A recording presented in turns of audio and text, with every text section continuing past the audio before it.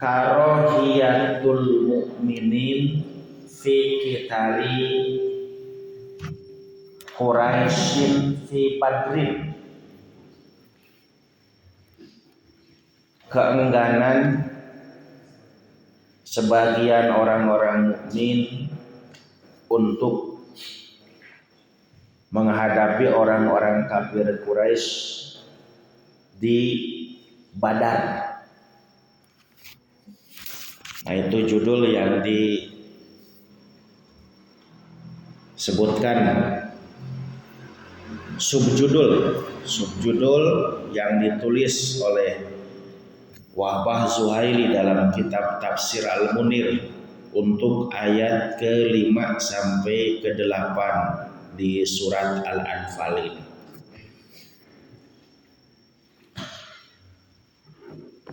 Kama akhrajaka rabbuka min baitika bil haqqi,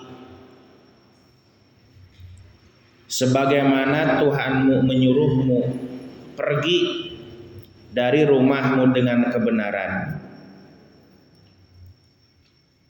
Meskipun sesungguhnya sebagian dari orang-orang yang beriman itu tidak menyukainya. Ayat ini jelas masih bersambung dengan ayat sebelumnya tentang apa? Kemarin tentang apa? Ayat 1 sampai 5 teh. Ya.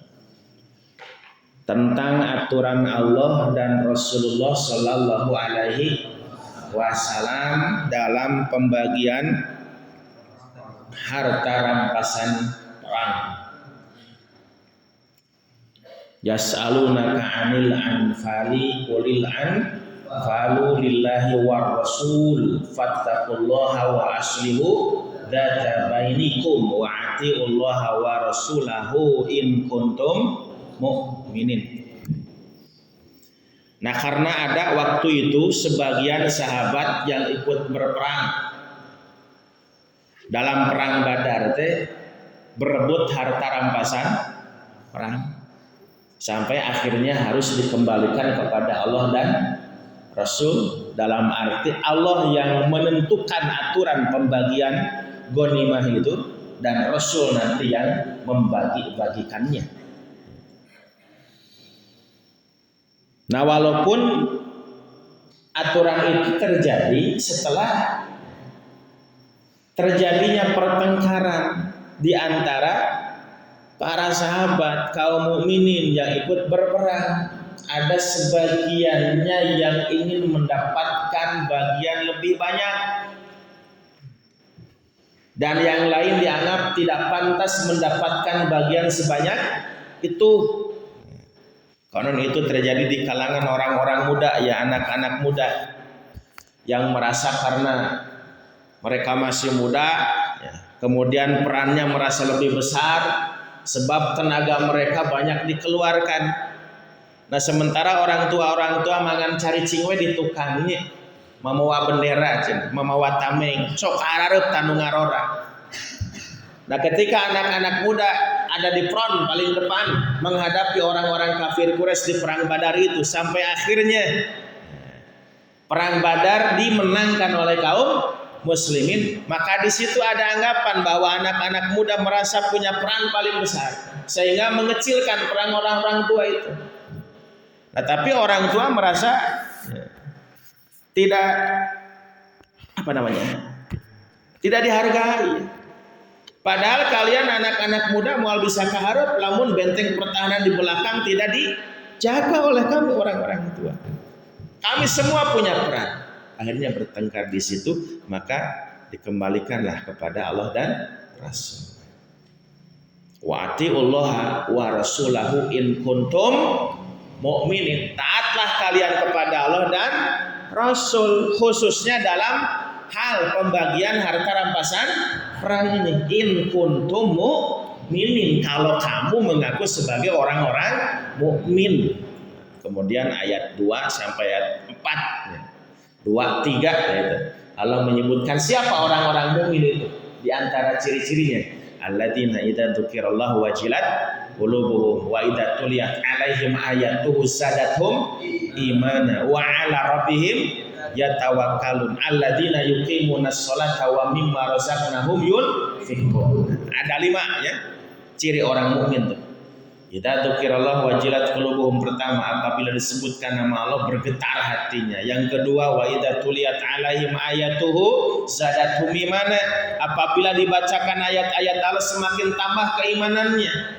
Wa 'ala rabbihim yatawakkalun, yang ketiga mereka orang-orang yang selalu bertawakal hanya kepada Allah. Yang keempat alladzina yuqimunas sholata, orang-orang yang selalu bisa menyempurnakan ibadah salat. Yang kelima wa mimma razaqnahum yunfiqun, yang selalu menginfakkan dari sebagian harta mereka.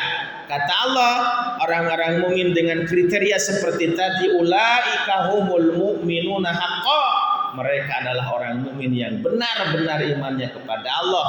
Lahum darajatun inda rabbihim wa maghfiratun wa rizqun karim. Nah, Allah sudah menyediakan bagi mereka di akhirat itu apa? Darajatun, tingkatan-tingkatan kehidupan di surga, wa maghfiratun, dan juga ampunan, wa rizqun karim, dan rezeki yang sangat agung. Lalu ayat kelima di sini Allah menyebutkan kama akhrajaka rabbuka min baitika bil haq. Seperti itulah tidak sukanya kalian terhadap pembagian harta rampasan perang. Artinya waktu itu ada yang secara nafsu mereka tidak merasa puas ya. Secara nafsu mereka tidak merasa puas dengan aturan Allah ketika Rasulullah Shallallahu Alaihi Wasallam membagi secara rata harta rampasan perang itu. Ada di antara mereka yang tidak puas dengan pembagian itu. Karihun, mereka tidak suka dengan pembagian itu. Nah, kata Allah, kalau kamu benar-benar iman, harusnya tidak seperti ini. Nah, kata Allah di sini, kama akhrajaka rabbuka min baitika bil haq. Maka ketika kamu tidak suka dengan aturan Allah tentang pembagian harta rampasan perang yang dilakukan oleh Rasulullah Shallallahu Alaihi Wasallam, sehingga di antara kalian merasa kecewa dengan keputusan itu, maka seperti itulah. Seperti apa? Akhrajaka rabbuka min baitika bil haq.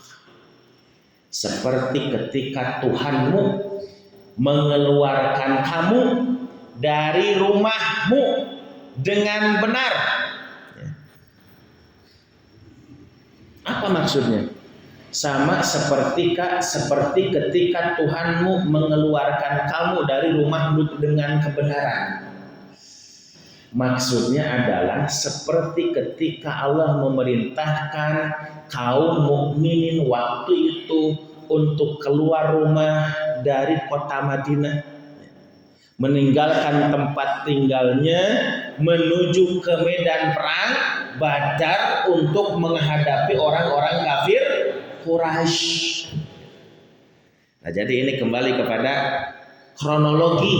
Nah, kan tadi ayat 1 ya, itu berbicara tentang aturan Allah yang sudah tetap tentang pembagian harta rampasan perang. Harta rampasan perang apa? Harta rampasan perang dari perang apa? Perang Badar. Nah, ayat kelima di sini Allah menceritakan kronologi perang Badar itu. Kan kalau runtut mah perang heulanya, terus akhirnya harta rampasan dibagi. Nah, tapi surat Al-Anfal ini ingin bercerita tentang aturan Allah mengenai pembagian harta rampasan perang yang waktu itu ada di antara para sahabat Nabi, kaum mukminin merasa tidak suka dengan aturan itu. Nah, kemudian Allah tasybih, mengumpamakan, syabbaha yusyabihu tasbihan. Jadi memperumpamakan ketidaksukaan para sahabat-sahabat Nabi menerima aturan pembagian harta rampasan perang itu seperti tidak sukanya mereka ketika disuruh untuk berangkat ke medan perang Badar menghadapi orang-orang kafir Quraisy. Paham toh? Jadi maksud kata kama akhrajaka rabbuka min baitika bil haq, seperti halnya ketika rabbuka Tuhanmu akhrajaka menyuruh kamu untuk keluar min baitika dari rumahmu. Bisa makna rumah itu dari kampungmu, dari tempat tinggalmu di Madinah, atau dari rumahmu yang ada di Madinah untuk keluar kota Madinah, meninggalkan rumahmu, ke mana? Berangkat ke medan Badar. Untuk apa? Untuk memerangi orang-orang kafir Quraisy di perang Badar. Wa inna fariqam minal mu'minina lakarihun. Walaupun fariqam, sebagian minal mu'minin, di antara orang-orang yang beriman waktu itu lakarihun, benar-benar tidak menyukainya. Nah, kronologis perang Badar yang terjadi tahun berapa? Perang Badar terjadi tahun berapa?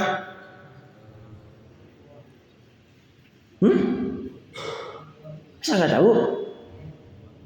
Tahun kedua Hijriah. Perang Badar itu perang yang terjadi pada tahun kedua Hijriah. Kronologisnya bagaimana? Ada yang tahu? Sebelum terjadi perang Badar. Nah, jadi orang-orang kafir Quraisy yang sedang dalam perjalanan pulang dari negeri Syam. Jadi kafilah dagang orang-orang kafir Quraisy yang sedang dalam perjalanan pulang berdagang dari Syam yang jumlahnya 40 orang di bawah pimpinan Abu Sufyan itu. Nah, waktu itu mau dihadang oleh kaum muslim. Mun orang Ciamis mah balik iang meureunnya. Jadi pulang dari Syam mau ke Mekah. Nah, di tengah perjalanan itu maksudnya mau dihadang oleh para sahabat-sahabat Nabi. Nah, kenapa dihadang? Harta mereka mau direbut. Kenapa direbut? Ini sebagai bentuk pembalasan terhadap sikap orang-orang Mekah yang telah merampas harta milik orang-orang mukmin yang hijrah ke Madinah. Jadi ketika dalam peristiwa hijrahnya Nabi dan para sahabat dari Mekah ke Madinah, nah banyak sahabat-sahabat Nabi yang hartanya direbut oleh orang-orang kafir Quraisy. Lah da cenah geus eueuh jelema nu dibawaan we.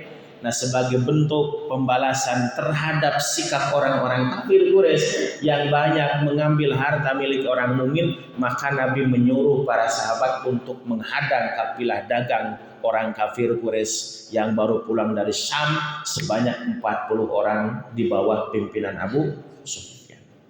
Nah, tapi Abu Sufyan itu sudah mendengar ya ada isu-isu kalau Muhammad dan teman-temannya di Madinah akan menghadang kita. Di mana menang bejana? Duka dina medsos, duka dina naon? Zaman harita bisa nepi gitu. Nah, akhirnya Abu Sufyan mengutus orang untuk ke Makkah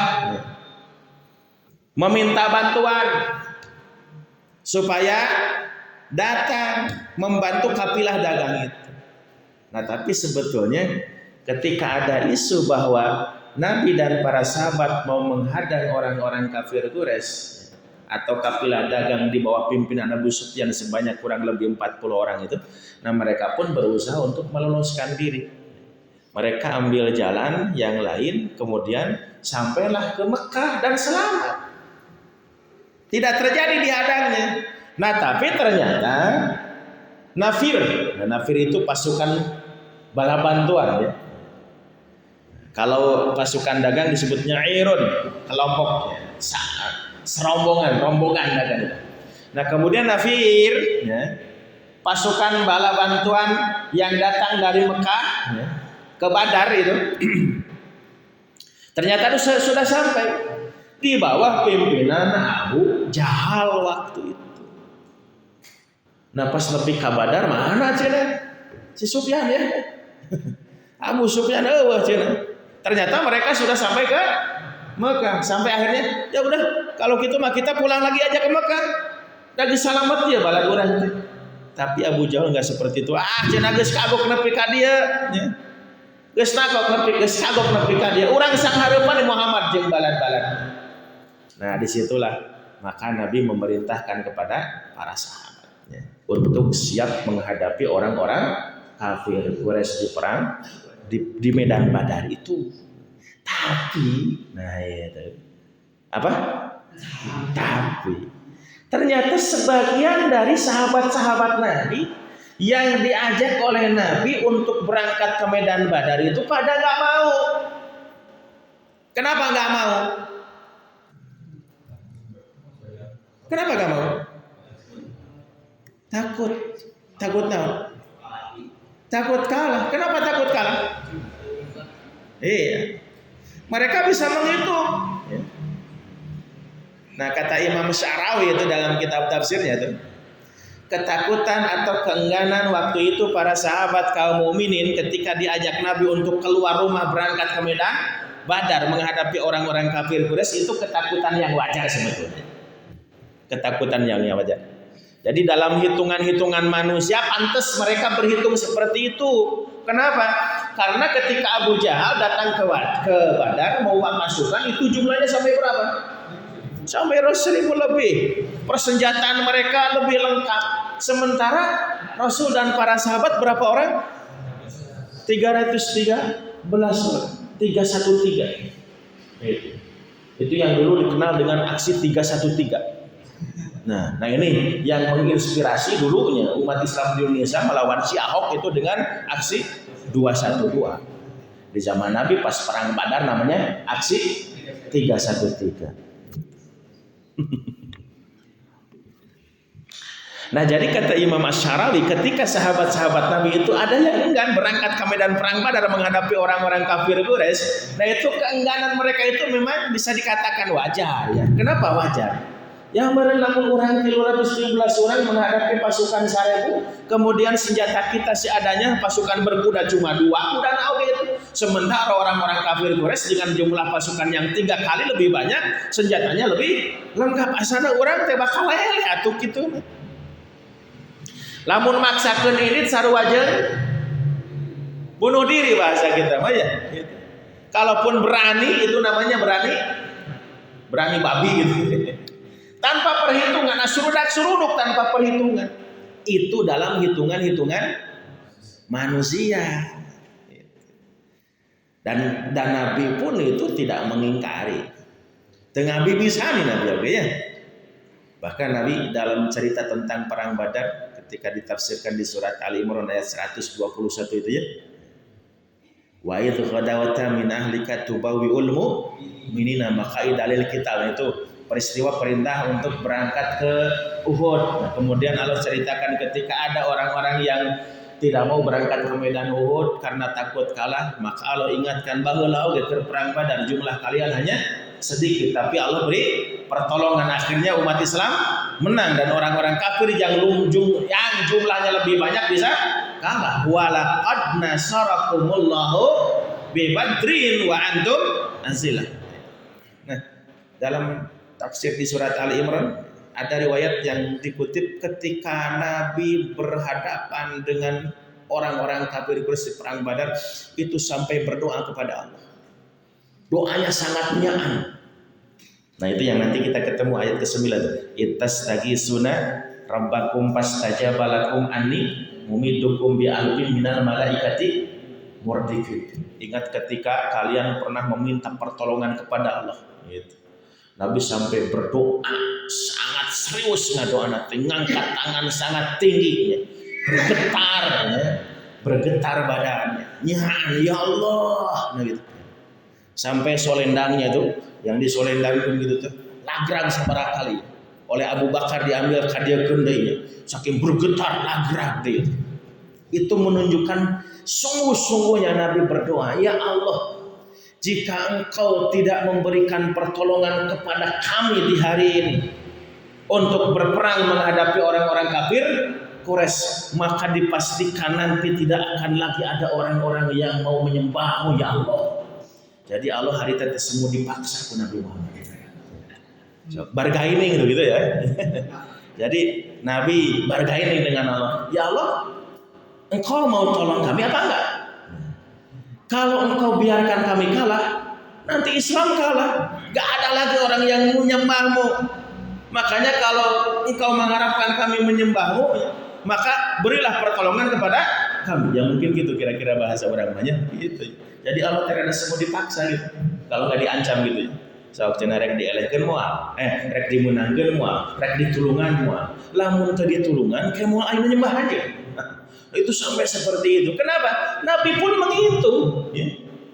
Karena memang kalau bahasa kita mah di atas kertas 313 orang dengan senjata yang sederhana, asana moal mungkin menang menghadapi pasukan yang jumlahnya 1000 dengan senjata yang lebih lengkap. Kalaupun harus berhadapan 1 ngalawan 3 kan ya.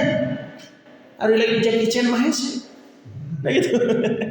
Nah itu. Kalau tidak punya keahlian mah susah. 1 lawan 3 tenguntuk. Nah itu ya. Makanya kata Imam Asy'arawi dalam tafsirnya itu, wajar kalau waktu itu ada kaum muslimin, orang-orang yang beriman, sahabat-sahabat Nabi yang diajak berangkat ke medan perang, mereka enggak. Kenapa? Mereka memperhitungkan.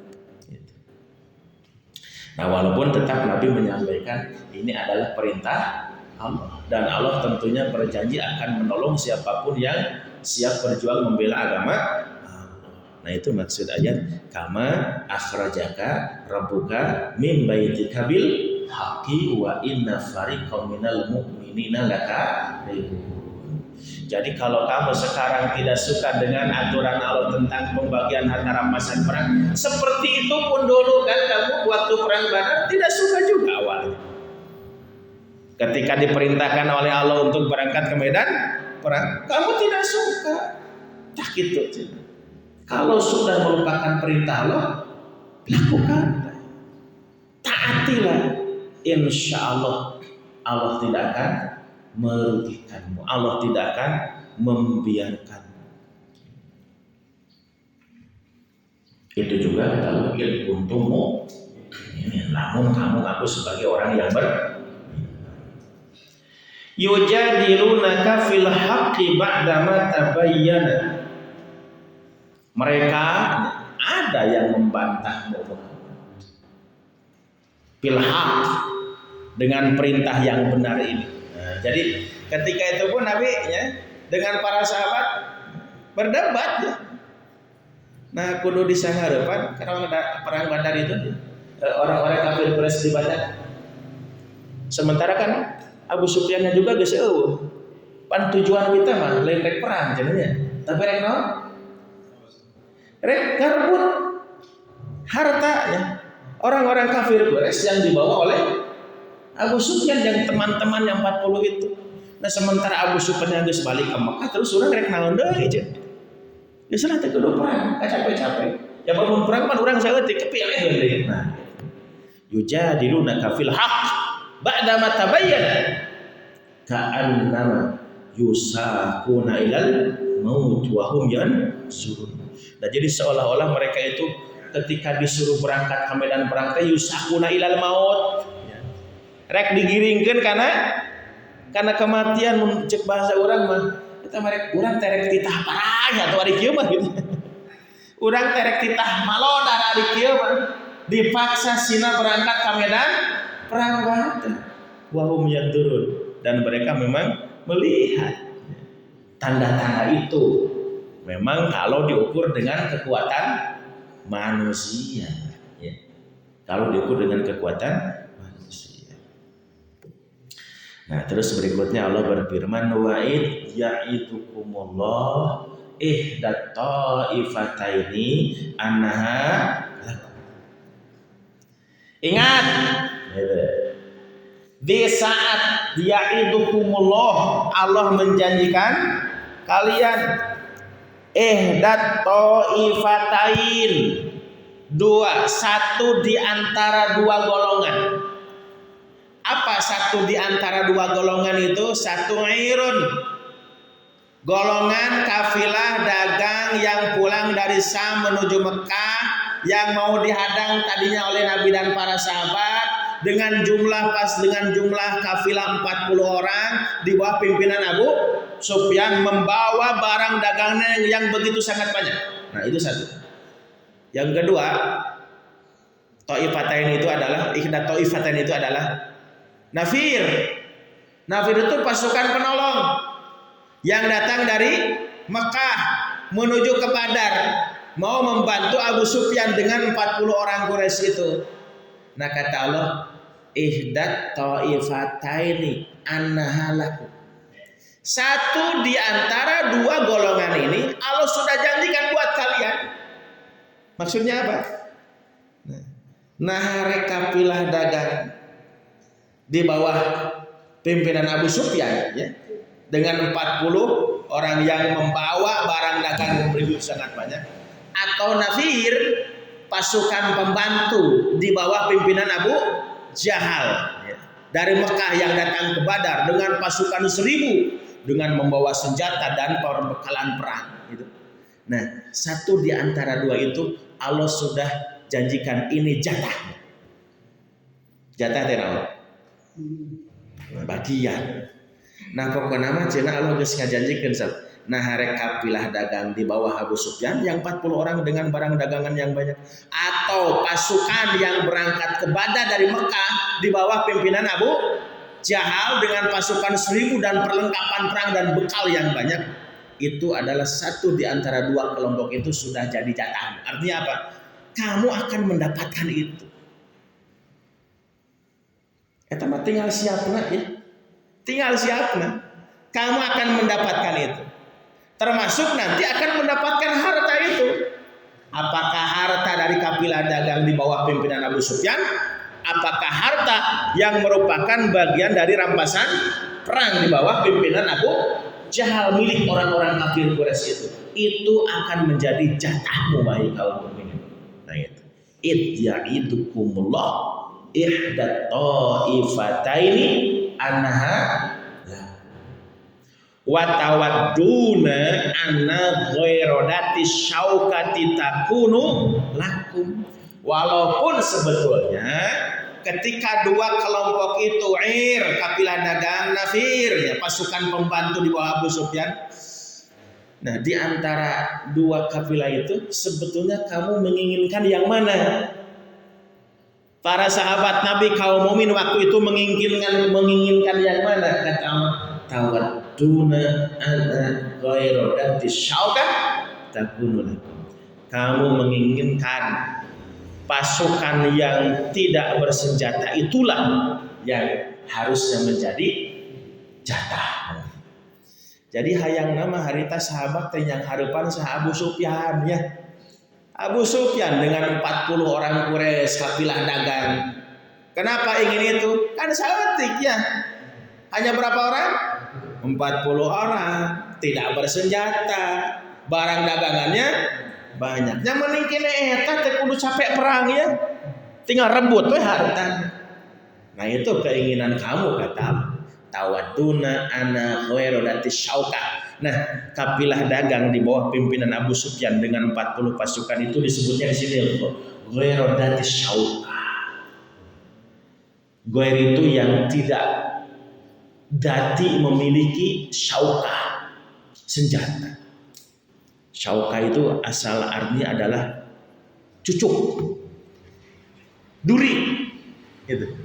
Duri, ya. Syauka itu adalah cucuk duri. Nabi mengatakan siapa orang yang bersabar, siapa orang yang bersabar menghadapi musibah, hatta syaukatu yusakuha, sampai duri yang dia injak kemudian melukainya. Nah, Di situ Nabi menyebutkan bagaimana hebatnya orang-orang mukmin ketika bersabar menghadapi musibah. Sabar itu bukan sabar ketika bersabar menghadapi peperangan seperti teman-teman kita, saudara kita di Palestina yang menghadapi orang-orang kafir orang-orang Zionis ya. Bukan sabar seperti itu. Kata Nabi, sabar. Walaupun hanya tertusuk duri, kelempang kacuka, astagfirullah, innalillah gitu ya. Dia ingat ini adalah bagian dari takdir Allah. Tidak merasulah. Apa merasulah? Tengah rasulah, apa rasulah?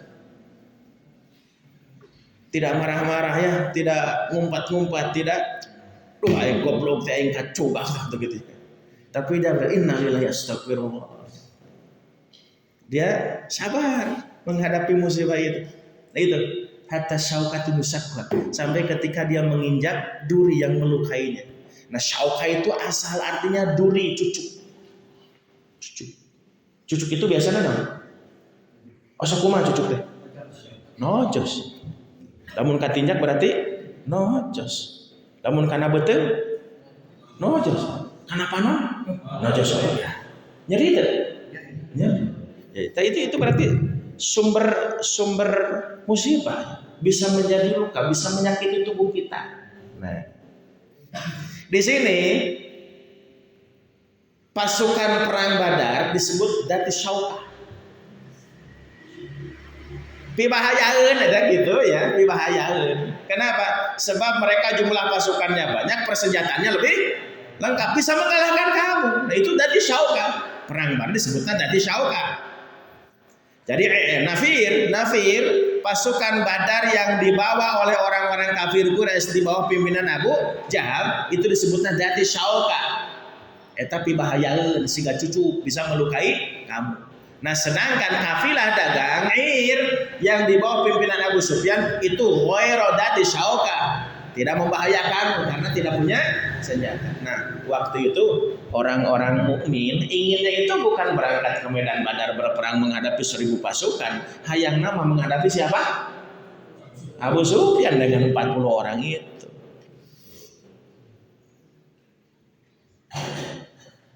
Wa tawadduna anna ghairu Dati Syaukati takunu lakum. Tapi kata Allah, wa yuridullah ayyuhiqal haqqa bi kalimatihi wa yaqta'a dabiral kafirin. Tapi ketika tetap Allah memerintahkan kamu untuk berangkat ke Badar menghadapi orang-orang kafir Quraisy dengan 1000 pasukan dan senjata yang lebih lengkap, itu Allah lebih sukai daripada menghadapi Abu Sufyan dengan 40 orang tanpa senjata. Bari nage geus Abu Sufyan akhirnya. Ya mah tengah Badar ya. Kenapa? Yuridullah ayyuhiqal haqqa bi kalimati. Allah ingin membuktikan kebenaran janjinya itu. Bi kalimati dengan perintahnya itu. Wa yaqta'ada dirul kafirin, dan ingin membasmi orang kafir itu sampai ke akar-akarnya. Yaqta' itu memutus. Dabir itu apa? Dabir itu dubur itu naon? Bujur. Jalma kafir beakeun jeung bujur-bujur. Nah, maksudnya moal disesakeun gitu. Moal disek. Kalau misalnya dubur itu di belakang bisa jadi mananya adalah keturunan mereka. Kalau ada yang tersisa dari keturunan mereka, beakeun mereka. Seperti doa Nabi Nuh kan begitu.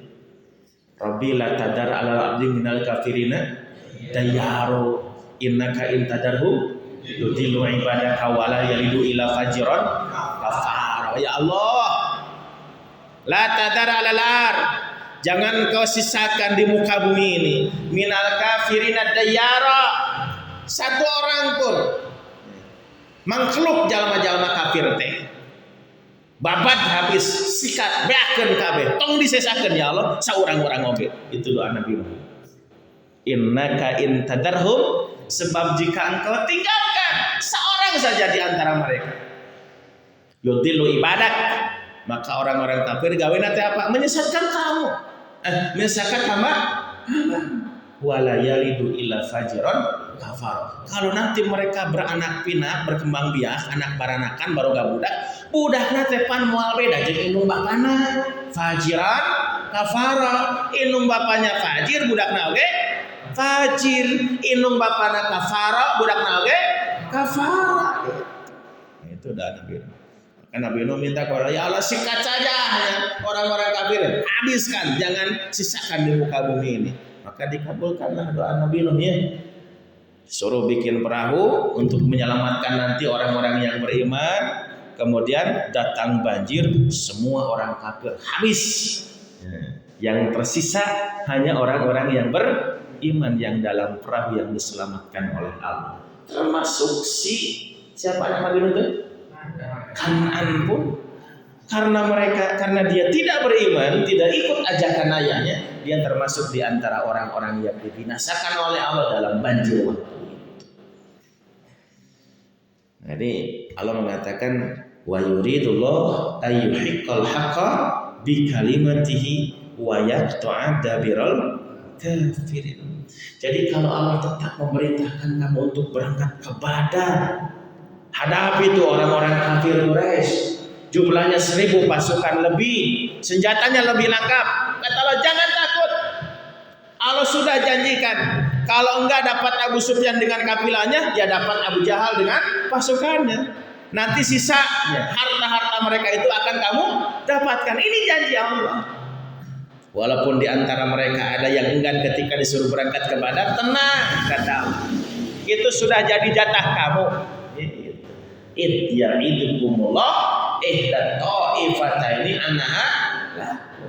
Jadi lamun teu menang Abu Sufyan dengan kafilah dagangnya merampas harta rampasan perang mereka, harta perdagangan mereka, minimal nanti dalam perang Badar kamu akan dapat harta rampasan perang. Itu jatah. Annaha lakum, itu jatah. Walaupun kata Allah wa tawaduna ana ghairodatis syaukati takunu lakum, walaupun kamu ingin nyamah apa? Ingin nyamah menghadapi Abu Sufyan bukan Abu Jahal. Dah capek kudu perang mati ya. Nah, belum resiko paeh beureun gitu ya. Nah, tapi tetap kata kamu harus berangkat ke Badar.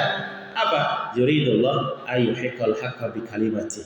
Allah ingin membuktikan kebenaran janjinya itu.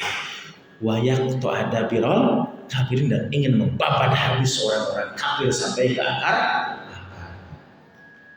Liyuhiqqal haqqa wa yubtilal batila walau karihal mujrimun. Allah ingin terus mempertahankan kebenaran dengan peperangan yang kamu lakukan menghadapi orang-orang kafir Quraisy. Jangan sampai cahaya Islam itu padam. Ketika orang kafir Quraisy terus mengganggumu, terus memerangimu, jangan sampai padam cahaya api Islam itu. Wa yubtilal batil, dan Allah akan menghancurkan kebatilan sehancur-hancurnya. Walau karihal mujrimun, walaupun orang-orang yang durhaka pastinya tidak menyukainya. Ini sama dengan beberapa firman Allah di ayat yang lainnya. Yuriduna ayutfi'u nurallahi bi afwahihim wallahu mutimmu nurihi walau karihal kafirun. Yuriduna liyutfi'u nurallah bi afwahihim. Mereka orang-orang kafir itu maunya ingin memadamkan cahaya Allah, ingin memadamkan api Islam, ingin menghancurkan agama Allah. Terus mereka perangi umat Islam itu. Yuriduna liyutfi'u nurallah bi afwahihim, dengan mulut mereka. Kalau bahasa sekarang itu dengan hasudan mereka, dengan hoax atau apa sajalah yang bisa mereka sampaikan di media sosial apalagi. Wallahu mutimmu nurih, tapi Allah pastinya akan mutimmu, terus menyempurnakan cahayanya. Islam tidak akan pernah padam sampai hari kiamat. Terus cahaya Islam. Walau karihal kafirun, walaupun orang kafir tidak menyukainya. Huwaladzi arsala rasulahu bil huda wa dinil haq liyudhhirahu 'ala dini kulli walau karihal musyrik. Dialah yang telah mengutus engkau Muhammad, mengutus rasul-rasulnya bil haq dengan membawa kebenaran. Liyudhhirahu 'ala dini kulli, supaya Islam ini nampak ada di atas, mengungguli agama-agama yang lain. Ulah eleh ku kamu syirikan, ya. Jangan kalah dengan kesesatan. Islam harus ada di atas, kata Allah. Liyudhhirahu 'ala dini kulli walau karihal musyrikun, walaupun orang-orang musyrik tidak menyukainya. Perang sampai seperti itu tujuan. Jadi perang dalam Islam bukan ingin perangnya hayang merangan batur tepuk-tepuk, enggak. Tujuannya itu adalah untuk mempertahankan cahaya Islam ini. Ketika Islam terus diganggu, tidak boleh lari, hadapi orang-orang kafir itu sampai titik darah penghabisan, sampai tidak ada lagi fitnah-fitnah yang mengganggu kaum muslimin. Wa qatiluhum hatta la takuna fitnatu wa yakuna dinu lillah. Terus apa? Fala udwana illa ala dhalim.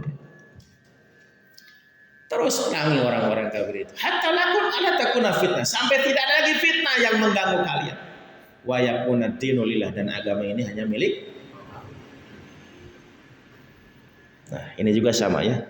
Jadi Allah katakan ketika kamu harus berangkat ke medan perang Badar, untuk apa itu? Liyuhiqqal haqqa wa yubtilal batila walau karihal mujrimun. Karena Allah ingin membuktikan janjinya untuk terus mempertahankan, memperjuangkan kebenaran lewat kalian wahai kaum muslimin, dan menghancurkan kebatilan walau karihal mujrimun, walaupun orang-orang yang durhaka tidak menyukai dengan sikap.